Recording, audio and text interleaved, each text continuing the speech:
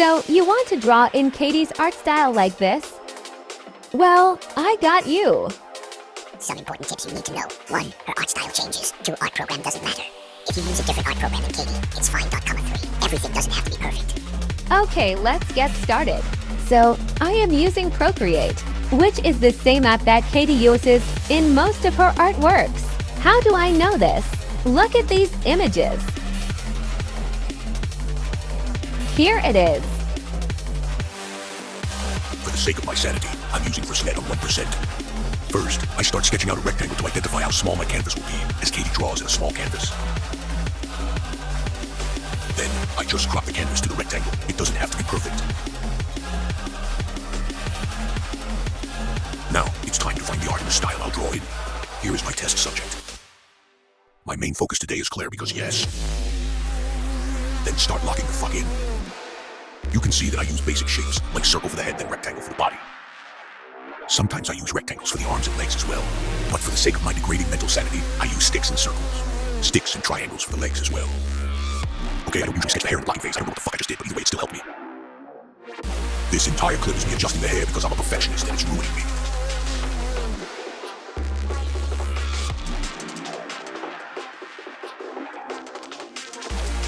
Okay, here's the first sketch. Now it's time to suffer more. Second sketch. This is where I add the outfit and other stuff. I also ended up changing the pose because I wasn't satisfied with it. Loki, I love watching commentary on art, but the video, I was watching it so many suggested stuff, so I may have to actually blur some parts myself if it's already blurred in the video. But I'm basically tracing over the hair because I already did it on the first sketch. Oh yeah, outfit time. So this one I just tried to follow the guidelines. Struggling with the hands, yo. In all seriousness, I genuinely don't know what I'm doing here. Also a fun fact, I actually forgot how to draw in your art style right now since the last time I drew properly was a few years ago. This is like another head start for me. If anyone wants an alternative to PhraseNet for Ibis Paint X, search up Soft School Pen on the search bar on Ibis Paint X. Mishi, bishi, gushi, wishi, me, remember meme. Adjusting stuff. I would like to apologize if there's too many cuts on this video. Some of these cuts happen because I'm also busy Earl, basically multitasking.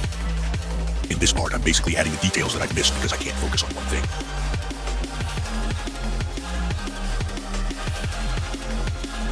Okay, so here's the sketch. Now it's time for coloring. Since the lasso tool on Procreate is a little wonky but donkey unlike in Ibis Paint X, it shouldn't be a big deal because Kaaatie doesn't actually use the lasso tool for coloring. For the sake of practice, I'm color picking from her art because then this will be very important later on. Based on my analysis because I studied her art style too much, each corner of the line is sharp. This is why I'm erasing overlapping lines. It's to create these sharp corners.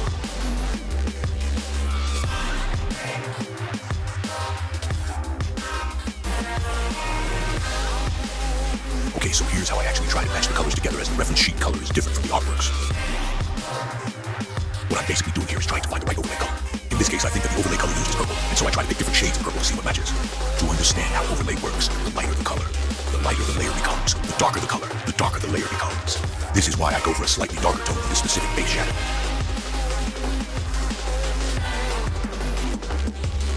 Then I proceed to do the same here, just this time with a middle tone color.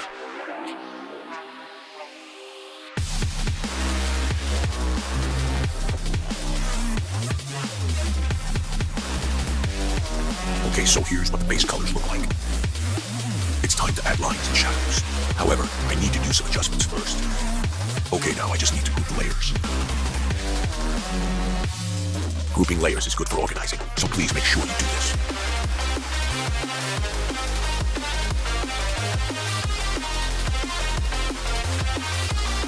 Then move your sketch to the very top as your reference for the lines. If you're using a reference, then you can use that reference to draw shadows. Also, you can personally mess around with dark blending modes. Doesn't always have to be multiply mode. To get yourself warmed up, color pick the shadow color in the reference, then color pick the shadow color you did. Then adjust the original shadow color you chose. For me, I chose blue for the shadows. It doesn't have to be perfect, but it's a great way for accuracy. You can airbrush some parts if necessary, but it usually should be on a very low opacity. And finally, some chromatic aberration, as Kate usually has the effect on some of her artworks. Here's my results so far.